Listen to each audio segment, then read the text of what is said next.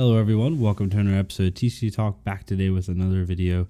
And in today's video, I'm going to be going over my ProQuest results, at least my first ProQuest. I have another one tomorrow as well. Both ProQuest, I'll be playing Azalea. In today's ProQuest, honestly, even though the record wasn't as great, it really wasn't that bad. I'm going to kind of talk about it here for a second, get my thoughts on the deck, on my deck, some changes that I see I can make, and just like overall learnings from the game. So I went 2-4 on the day. It was a 6-round ProQuest. 50 people showed up to Reaper Games in Dallas, or just outside Dallas and Denton.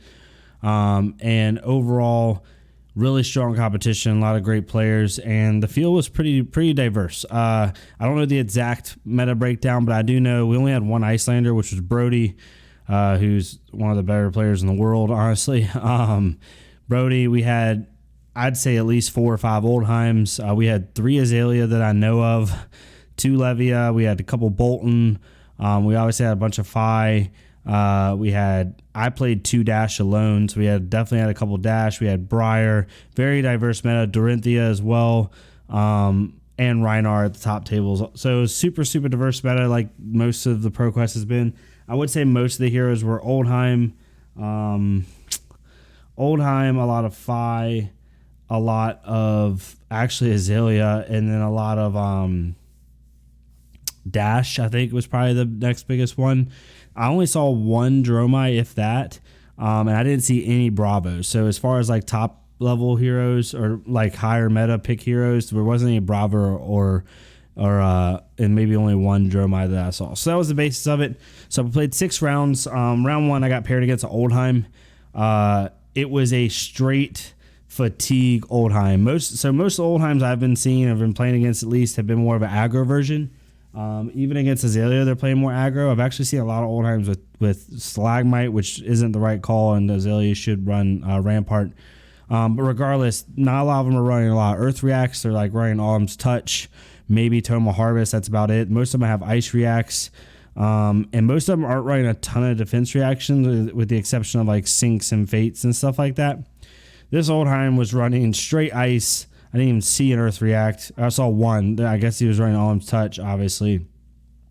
But he was running 6 Staunch Responses, blue and red. He ran Fates. I think he ran Sinks. May not ran Sinks, but I think it was Fates and Sinks. And he ran 3 Oasis against me. So getting damage was just, as you can imagine, near impossible. If you give Oldheim, a tank Oldheim, Oasis on top of that. I have not seen Oldheim play Oasis against me yet. It was the first time ever. So definitely was hard. Life totals were down. We whittled each other down. I actually had a life lead. It was 27-18 at one point. He hit me with a really big turn that put me down to 18. Or it was 23-18, I'm sorry. And then at one point it was 18-18 all. But at that point we were about 40 minutes into the game, maybe in 45, and I only had probably 15 cards in deck with 18 life, and I was like, well, I gotta start using my life as a resource because I can't just block with arrows. I had pitched away like some Rain Razors, to read the glide path, 1 Seek, a red, try my best to like have some good threats late game. But I just wasn't able to close it out. Ended up losing 18-0 because I literally just had to freaking like use my life as a resource and just couldn't close it out. And at the end, I just didn't block. We weren't timing around yet, but I wasn't gonna win. I had like 6 cards left. They all were arrows, except for like 1 pump and 1 rabble. It just wasn't gonna get over the top, to be quite honest. And so ended up losing that one. But that one, honestly, I played the best I could. I couldn't. The other thing that happened, which really didn't change the game at all, but it was unfortunate, is I didn't see a drill shot or a pump until like turn 4. I was just getting like arrow for 5, whatever, and I had to put out something because you got to have a little bit of tempo. But yeah, I didn't get a pump until like turn 4, and I didn't see a drill shot until turn 4 or 5. So killing his Rampart was really hard to do early game, which makes that matchup that much harder. Round 2 is a boost dash. It was a dash that I've played against in an armory before, and I know the matchup pretty well, but he also knows my deck pretty well. Ended up taking that one 7 life to 0. Really, it was just, kept tempo as much as I could. I saw him pitch away a maximum velocity with like 20 cards left, so I knew I had to keep tempo. So instead of trying to find dominated arrows or something crazy, I just tried to make him either take damage all the way down to like 1 or 2, because he was sitting at 9, and I just kept hitting him for like 10 damage, 11 damage, 10 damage, 8 damage, like 4 turns in a row, to try to prevent him from using that maximum velocity. So ended up winning that. Made a misplay that game, which almost cost me with no arrows, but luckily I didn't do too much, and so that was that. So I was 1-1. Played a Phi, and quite honestly, that matchup's 50-50. I saw one red in the ledger, which I attacked with for 8, but it wasn't dominated. Other than that, I didn't find any disruption. It was really this like sleep dart, and then I hit with a fatigue shot and stuff like that. I did get him down to get the person down to 3 life. Lost 3 life to 0. I think it was like 13-5. I was winning, and then they hit an Art of War Spreading Flames turn, which really swung tempo. And they put a lava burst at the end of it with Mask of the Pouncing Lynx. So that kind of swung tempo for them really hard. I was able to continue to get them down, but I honestly was 1 turn too late. I got them from 5 life to 3 life, but I didn't threaten lethal. If I could have threatened lethal 1 turn earlier and started to force them to really block with their hand, then I could have won. But that matchup's 50-50, and I didn't hit enough disruption, nor did and they hit their Art of War Spreading Flames turn, which really kind of did it in. But 3 life to 0, so lost by 3. Then we ended up playing. Actually, that was round 4, so sorry, I skipped one. Then I ended up playing another Oldheim in round 3. So I played Oldheim, lost, dash 1. Then I played another Oldheim in round 3 before that Phi. Lost 1 life to 0. That Oldheim was more aggro. They were using Stalagmite, which really did help me be able to gain a little bit more tempo. But I hit with a drill shot early to pretty much take Stalagmite out of the game, other than give me a frostbite. And honestly, I played that game as good as I could. Obviously, if I could go back and watch myself, I might find a play line here or two that I could have done better. But overall, I feel like I played that game really well. What happened was it was 1 life to 1 life, and they CNC pummeled me, and I drew into 2 3 blocks and 2 Fate Foreseens. So I blocked 6. I was like, if you got it, you got it. They pummeled me for 5. I couldn't do anything about it. And yeah, if I would have had 4 3 blocks or 3 3 blocks and a 2 block in hand, I would have just thrown my whole hand at it to make sure I don't die.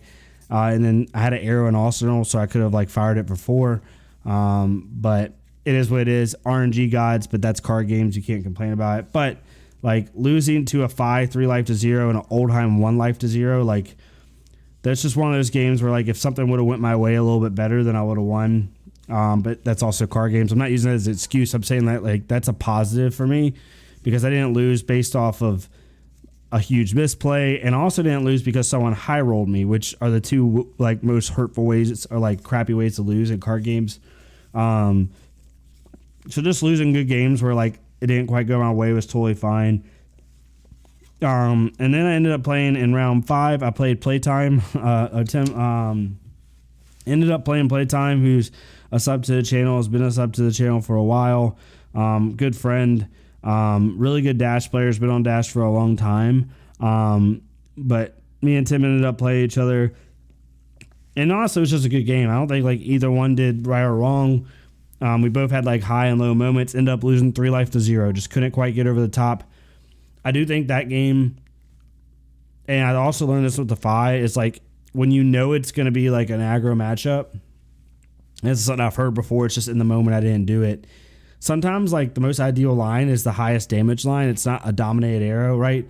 Sometimes, a headshot for 11 is better than a dominated 8 fatigue shot, right? Sometimes those little increment value of damage is more useful. And that's something you have to pay attention to, especially with matchups like Boof, Stash, and Phi, and Briar. Yes, disruption's good if you can hit a Seek and Destroy with a red in the ledger, stuff like that.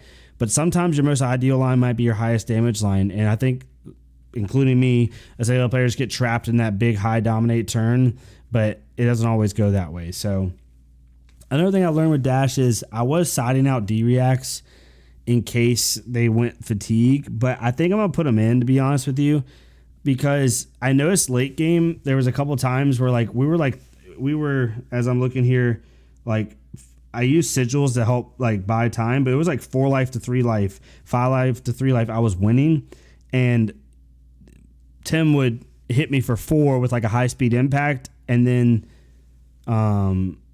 or a combustible courier, even like a combustible courier like blue or something, or yellow, or I forgot what it was, something that would hit for 4 and with the on-hit effect. And if I would have had a D-react, I could have blocked with 1 card, but instead I had to block with 2 cards, which is more efficient, right? And it really hurt me late game. If I would have been able to block with 1 card, I could have held cards in hand and been able to push back a little bit more. So I think I'm honestly going to put D-reacts into the dash matchup. I think they're good, personally. So especially if it's a boost dash. So there's that. And then round 6, I played Briar. The Briar drew really bad. I feel bad for the Briar player. If you're watching this, if you recognize me and we played, like I hit, they Arsenal passed their first turn. And then my turn, I did like a 10 dominate Bolton shot. And then I hit, and then they just had a really crappy turn. I don't think they drew an attack action or something like that. And I hit them again. And eventually at one point, I think it was like 37 to like, I think it was like 15.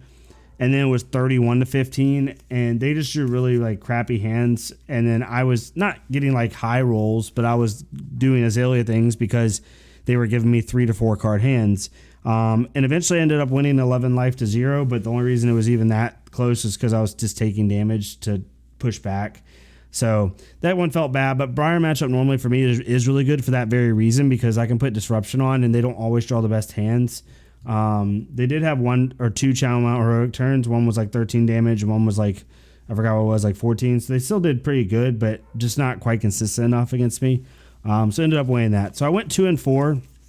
And the first game obviously was kind of a blowout because of the fatigue Oldheim. But between the Oldheim loss, Phi loss, and Dash loss, I only lost by a combined 7 life, which tells me that, I just need to get a little bit more efficient with my plays. Hopefully draw like better a here or 2 a hand, and really, make the most of my draws.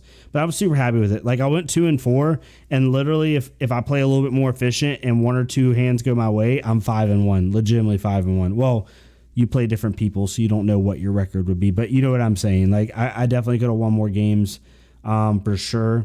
And I'm happy with the deck.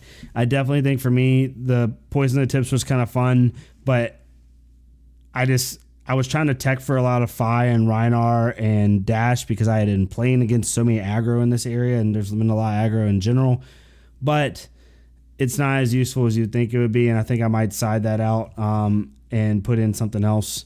I didn't play any Dromai, thank God. I'm not going to side for Dromai. Dromai to me is like pretty much an auto loss. I'm not at the level yet where I can contend with that hero on Azalea, so I'm not going to side for it, but I may swap these Poison Tips out for something a little bit more consistent. But yeah, it was really good. Overall, I really enjoyed it. I was happy with my play, even at 2-4. Like I'm happy with how the event went, which is weird. Like I've never been so not mad about losses ever, because again, I didn't lose because I screwed up, and I didn't lose because I got mega giga high rolled, which is like the 2 worst ways to lose in Flesh and Blood. I just lost out of good plays from both sides, and a draw didn't go my way or something like that. Little minute efficiency plays I can get better at and keep going. So I'm super excited about tomorrow. I honestly expect to do better tomorrow. I'm going in tomorrow with a clean mind, totally fine. And I definitely think Azalea is viable, personally. Is she a top meta hero? No, 100%. But can she win games and sneak her way into the top 8 and then see what happens? Oh, yeah, 100%. So really happy with the deck. Let me know what you think and how your progress are going, especially even your Katsu players out there. I know y'all are doing well as well. And yeah, I'll see y'all next time on TC Talk. Thank y'all so much and have a great day.